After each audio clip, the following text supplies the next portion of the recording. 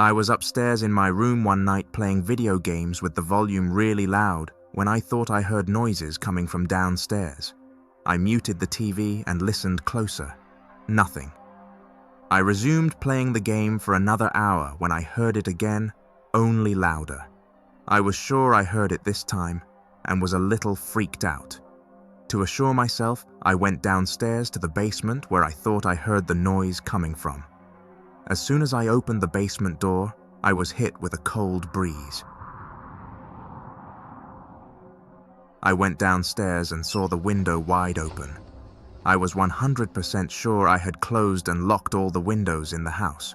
I was ready to make a run for it when something stopped me. I turned around and for the first time noticed the closet door was slightly cracked open.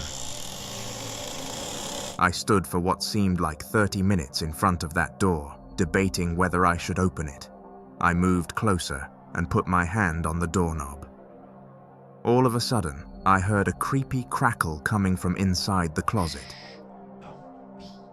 I have never run faster up a flight of stairs before. I locked the door and called the cops, who had an unusually fast response time. They came in and searched the house, and not even 5 minutes into their search, I heard a gunshot from downstairs.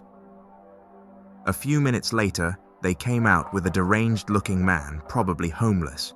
They put him in the back of the car and told me they had opened the door and the man was holding a gun shot at them and missed. He luckily missed, and the cops disarmed him and arrested him. The scariest part was how close I was to opening that door and likely being murdered.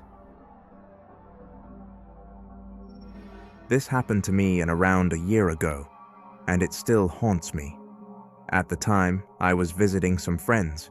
It was the middle of the week, but I was on vacation, so I stayed out late. Around 1 a.m. or 1:30 a.m., I got in my car to head home. I live in a small German town on a main street, but it's not very big. At night during the week, there's barely any traffic. Maybe 1 or 2 cars every now and then. That's it. A bit of context that might help. Coming from the direction I drove, you can see down the road for quite a while, maybe 600 to 700 meters. I rent a parking spot in an underground garage, shared with 10 other tenants. The garage entrance is tucked away beside the building and somewhat hidden by the surrounding houses. It isn't really visible unless you're standing right in front of it. Anyway, back to the story. I was driving home. It was a typical spring night. Everything was normal. I pulled into the driveway, stopped for a moment to open the garage door with my remote. Then I backed into my parking spot, which faces the entrance.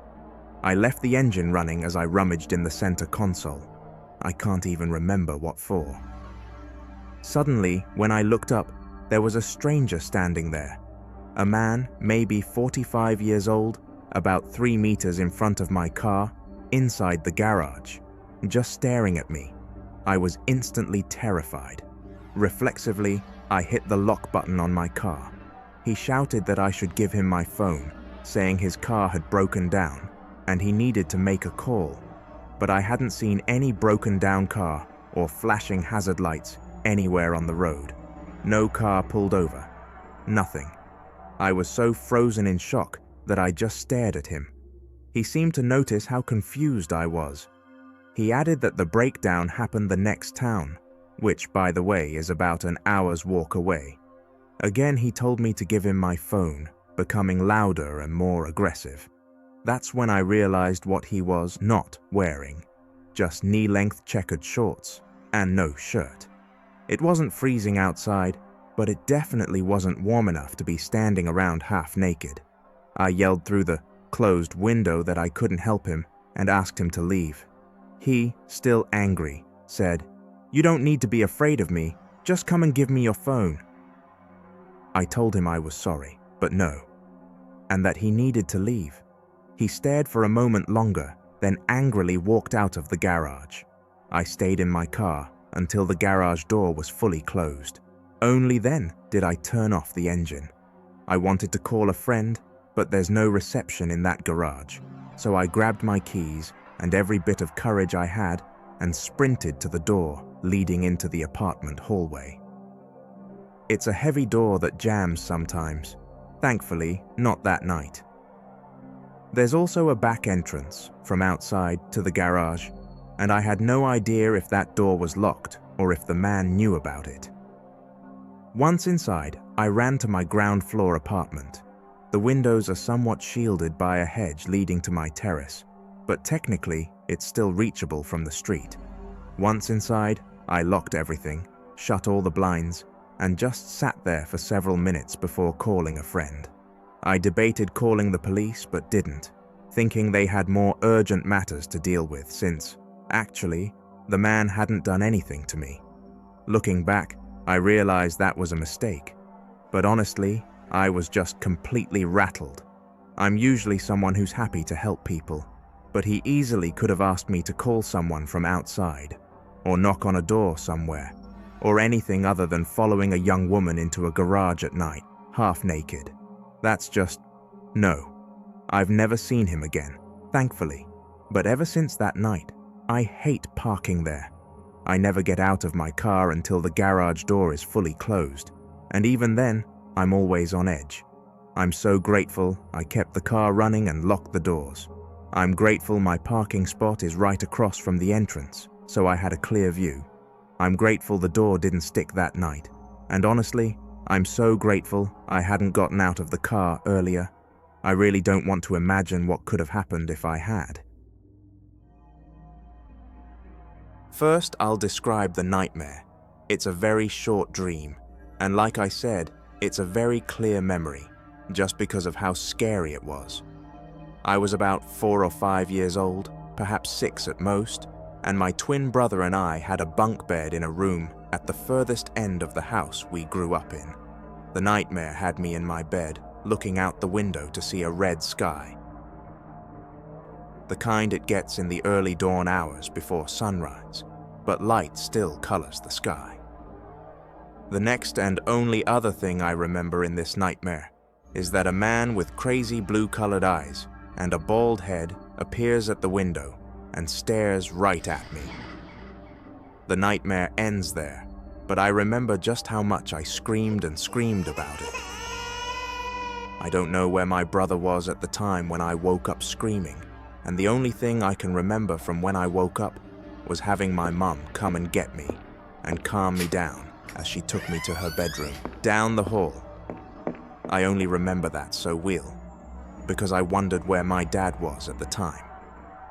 Fast forward to this May, and my father is in the hospital in the country he lives in, Colombia, and my twin brother and our older sister are staying in a hotel about a 5-minute walk away from the hospital he's staying in the ICU at. One night after a long day of being there for Dad and for the extended family, my siblings and I return to the hotel and sit together to have a couple of beers and try to relax after all of that. We start discussing things, just trying to unwind, but somehow the discussion of nightmares and dreams come up, and I bring up the above story. Without missing a beat, my sister straight up explains that that had really happened, that some guy really did look through my window, and that she remembers the whole thing. My sister, who is 5 years older than my brother and I, so this would make her 9 to 10 years old, had her bedroom adjacent to the bedroom my brother and I shared. Her room faced our front lawn and street, while our room faced the neighbor's house and their driveway, with a very low fence between the two houses. While she didn't get into too much detail about the days before this nightmare, she said that she had been followed by a bald man in a truck as she rode her bike home with some friends a couple of times before. The day immediately before this nightmare was no different, but the man this time actually drove right past the house.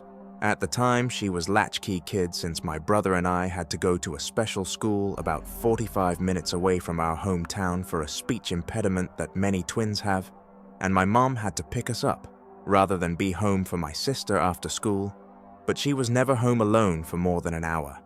That afternoon and evening was pretty normal. As she remembers it, my dad came home from his job. He worked as a part-time cop and worked in a local hardware store, and we all had dinner did homework, played, and did usual family things before bed.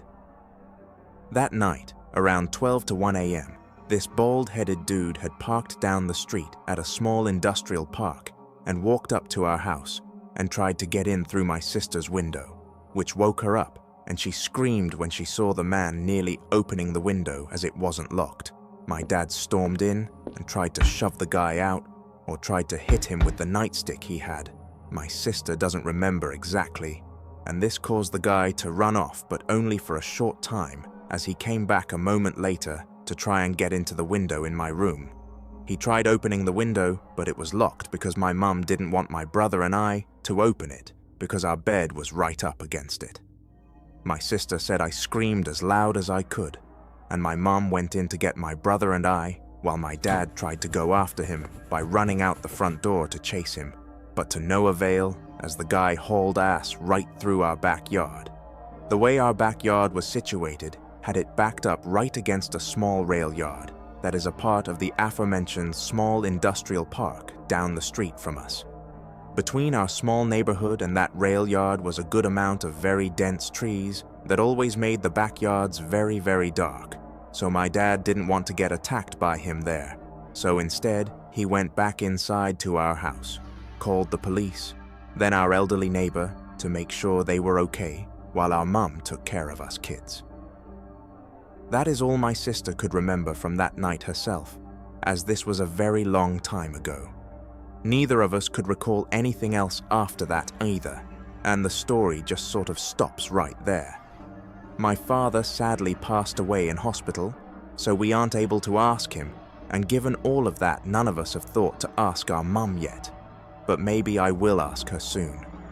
But for now, to the bald-headed creep who tried to do God knows what to my family, let's not meet.